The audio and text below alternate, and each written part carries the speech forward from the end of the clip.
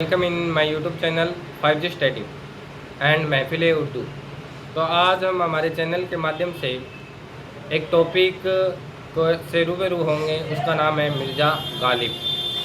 देखिए, आज हम मिर्ज़ा गालिब की बायोग्राफ़ी पढ़ेंगे। तो मिर्ज़ा गालिब की बायोग्राफ़ी पढ़ने से पहले मैं कुछ ये बता दूं आपको कि आपके एक बायोग्राफ़ी आती है सबक से।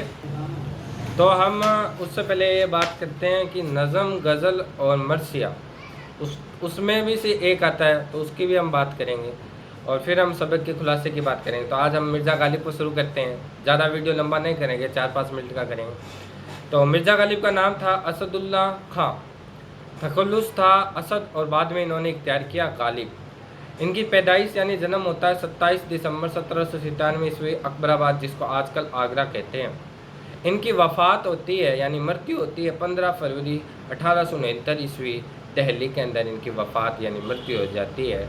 इसके बाद इनको लक़ब मिलते हैं। लक़ब कहते हैं उपाधि को, किसी के राजा के द्वारा दी गई उपाधि। तो इनको लक़ब मिलते हैं मिर्ज़ा नौसा, नजमुद्दौला, निज़ाम जंग वगैरह, इनको लक़ब से नवाजा जाता है। देखिए, मिर्ज़ा गालिब का जन्म आगरा में हुआ। उनके वालिद का नाम अब्दुल्ला बेग था। क्या नाम था? अब्दुल्ला बेग। उनकी वालदा का नाम था इज़्ज़त उल निसा बेगम। क्या नाम था? इज़्ज़त उल निसा बेगम। मिर्ज़ा गालिब जब महज 5 बरस के हुए तब उनके वालिद साहब का इंतकाल हो जाता है। तब उनकी परवरिश का जिम्मा किन के ऊपर आ जाता है? उनके चचा जान, जिनका नाम था नसरुल्ला बेग। तो उनका जिम्मा किन के ऊपर आ जाता है? नसरुल्ला बेग पर आ जाता है। तो उनकी परवरिश नसरुल्ला बेग के द्वारा की जाती है। उसके बाद देखें तो नसरुल्ला बेग, जब मिर्ज़ा गालिब 8 बरस के होते हैं तब नसरुल्ला बेग का भी इंतकाल हो जाता है। ये इस दुनिया से जानी फानी वफ़ात पा जाते हैं। इस तरह मिर्ज़ा गालिब कम ही उम्र में बेसहारा हो गए। मिर्ज़ा गालिब जब महज 11 वर्ष के हुए तब उन्होंने शेरों और शायरी करना शुरू कर दिया। और एक रिलेटेड बात ये है कि मिर्ज़ा गालिब के जो दादा जान थे मिर्ज़ा कोकान बेग, वो तुर्किस्तान से हिजरत कर हिंदुस्तान आए और हिंदुस्तान में आकर आगरा में सकूनत इख्तियार की। मतलब वो तुर्की से आकर भारत के अंदर और भारत के अंदर आकर आगरा के अंदर रहने लगे। ये थे मिर्ज़ा गालिब के मतलब दादा जान किस तरीके से भारत के अंदर आए।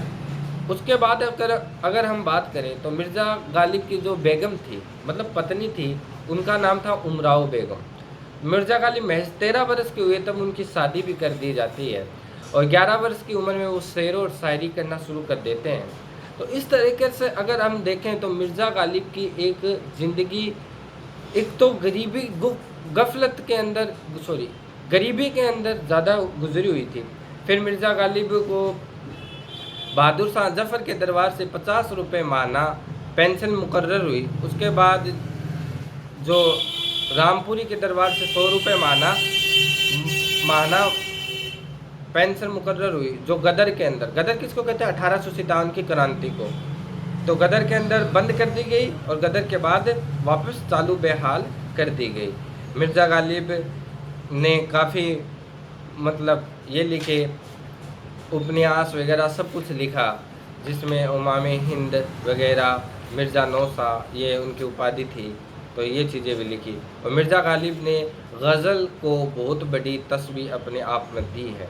मिर्ज़ा गालिब के खतूत भी लगते हैं। खतूत के अंदर भी मिर्ज़ा गालिब का काफ़ी रिलेशन है। खतूत के अंदर क्या ख़ास बात थी? उनको मुरासले को मुकालमा मिर्ज़ा गालिब ने ही बनाया था। तो गाइज, आपको कैसा लगा वीडियो? अच्छा लगा तो लाइक, कमेंट एंड सब्सक्राइब ज़रूर करना।